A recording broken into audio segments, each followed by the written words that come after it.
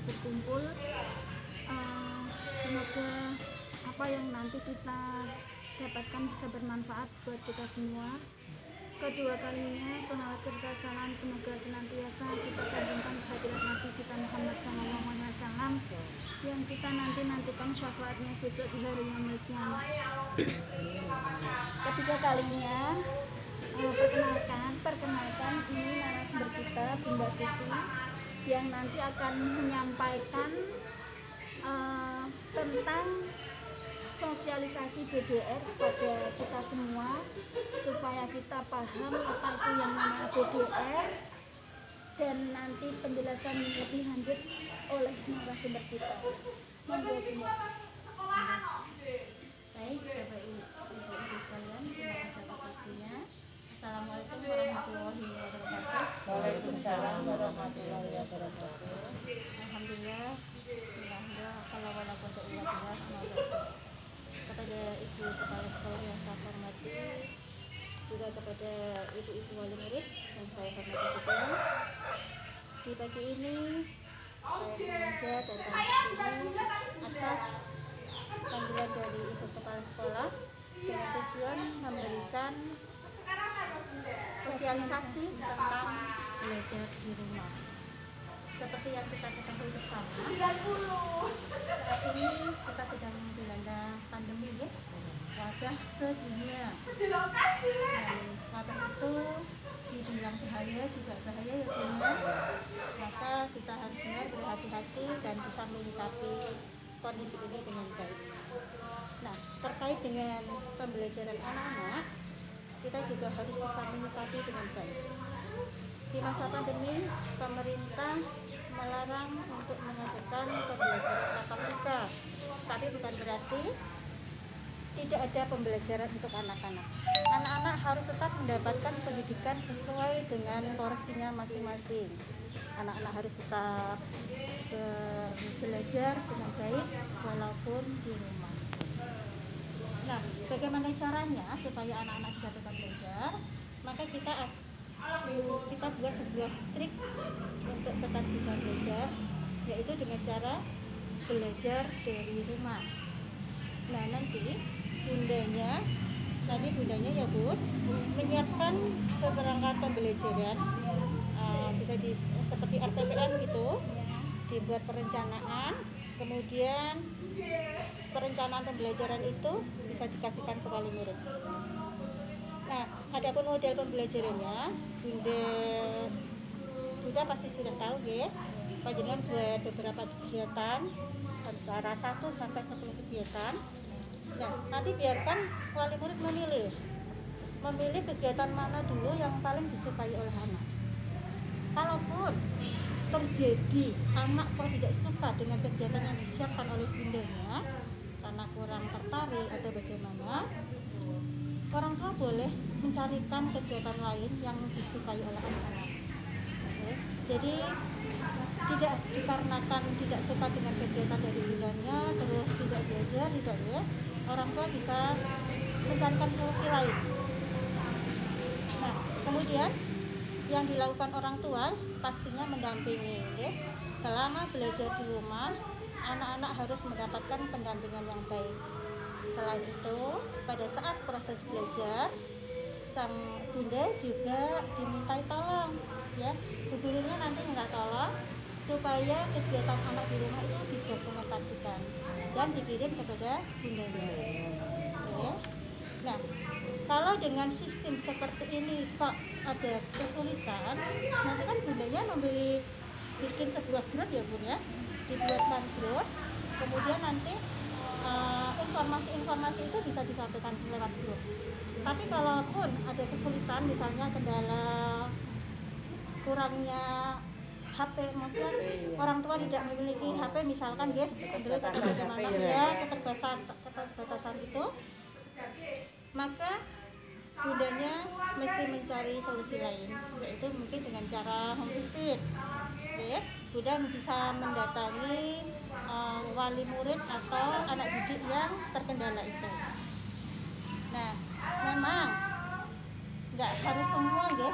Jadi untuk bukan memudahkan, untuk apa ya Bun? Meringankan tugas panjenengan. tidak memberatkan. Iya, tidak memberatkan panjenengan juga. Panjenengan pilih saja orang tua yang mengalami kendala. Ngoten nggih. Berarti yang tidak pakai garing bisa pakai rutin. Nggih, bisa. Tapi suatu hari kalau misalkan kepingin ada teknik lain, panjenengan juga bisa melakukan belajar kelompok di wilayahnya masing-masing, tapi tidak boleh lebih dari 5 orang. Oke. Dan itu pun kegiatan harus benar-benar sesuai dengan protokol kesehatan. Gitu. Adapun seperangkat administrasi yang disiapkan oleh sekolah hampir sama kayak kemarin.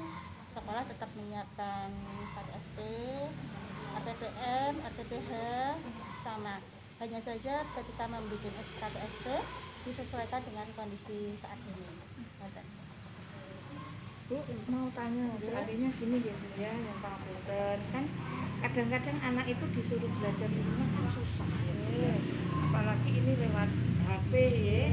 Kalau seandainya ada usulan, gimana kalau didatangkan ke sekolah aja berkelompok 5 itu gimana? Oh gitu. Sebenarnya Bu, dalam kondisi ini sudah ada peraturan dari dinas terkait yang melarang kita untuk tidak mengadakan pembelajaran tatap muka di sekolah. Kalau itu tetap dilaksanakan, nanti berdampak kurang baik untuk sekolahan. Bisa jadi izin pendiriannya dicabut atau diberi teguran yang keras. Ya.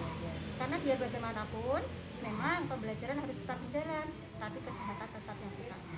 Iya. Ya. Ada lagi yang mau ditanyakan?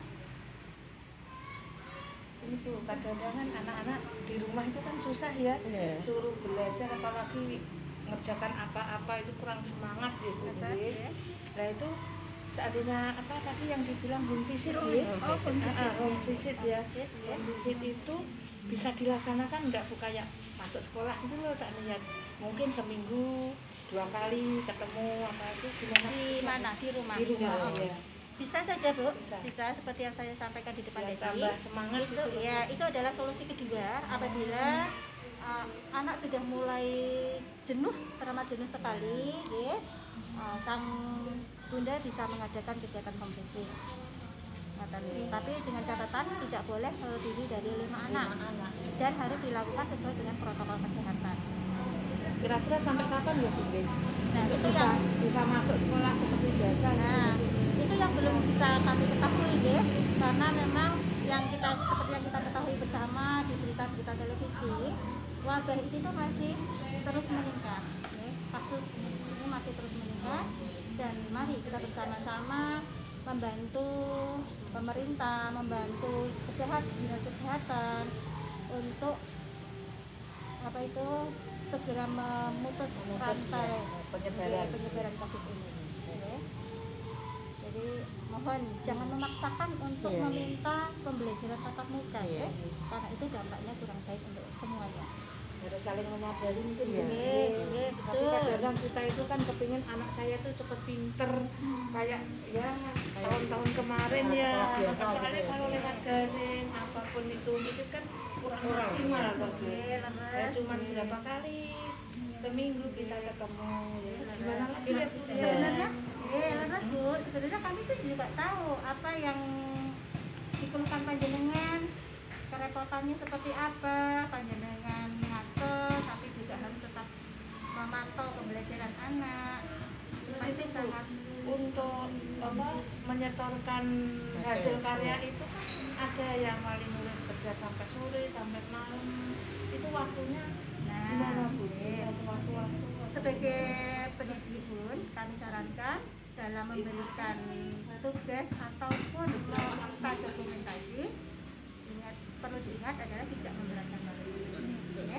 Jadi berilah kesempatan kepada wali murid sebanyak-banyaknya untuk mengirimkan video. Mohon beri juga pelonggaran, jangan dibatasi waktunya. Oke, jangan dibatasi. Boleh pagi, siang, sore, bahkan malam pun tidak apa-apa ya Bu ya. Kalau misalnya pun kan harus setor hasil karya, tapi orang tuanya belum sempat. Nah, terus misalnya lain hari kita nggak apa ataupun Nggak apa-apa, seperti yang saya katakan tadi ya Bunda, tolong dimaklumi kesibukan wali murid.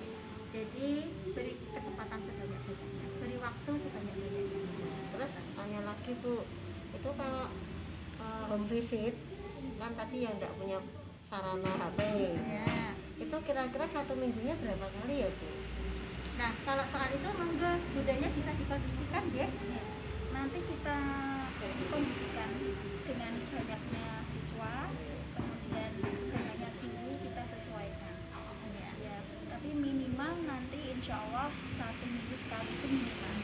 Ya, tapi kan ya memang tidak boleh sering toh, Bu. Iya, minimal 1, maksimal 3 itu yang itu batasannya. Iya. Soalnya kan Nanti kita rembuk sama Jadwalkan ya, katanya ya. ya, nanti Soalnya kita kan jadwalkan iya, sama bunda-bundanya. anak-anak itu kan kalau belajar sama ibunya Ya susah kalau ya. bundanya kan beda. Kalau Biasanya dikasih seperti tahu itu. malah bantah ya. Iya. Makanya itu tuh susahnya kan di situ anak-anak kan kadang-kadang orang tua itu kan gimana ya pengen anaknya ayo bisa ini kerjakan, tapi anak-anak kan kadang-kadang nggak mau sama ibunya, kecuali sama gurunya kan sering Manut. nurutnya. Ya, ingatan Ibu ya. Iya. Jadi saya mohon dengan sangat jalinlah kerjasama yang baik antara wali murid dengan pihak sekolah supaya pembelajaran tetap berjalan dengan baik dan tetap berpegang pada peraturan pemerintah yang ada. Iya. Ya. Baik Bu, Ibu dan Ibu wali murid yang saya hormati, kiranya sosialisasi dari saya cukup. Saya akhiri. Wassalamualaikum warahmatullahi wabarakatuh. Waalaikumsalam warahmatullahi wabarakatuh. Kemudian ibu-ibu sosialisasi dari narasumber kita Bunda Susi semoga bermanfaat. Kalau misalkan nanti masih ada sesuatu yang mengganjal di hati panjenengan sedaya, bisa langsung tanya ke saya. Nanti saya bisa tanya ke Bunda Susi. Boleh ya. Apabila ada kekurangan, kehilafan, saya mohon maaf sebesar-besarnya dan kami akhiri. Wassalamualaikum warahmatullahi wabarakatuh. Waalaikumsalam warahmatullahi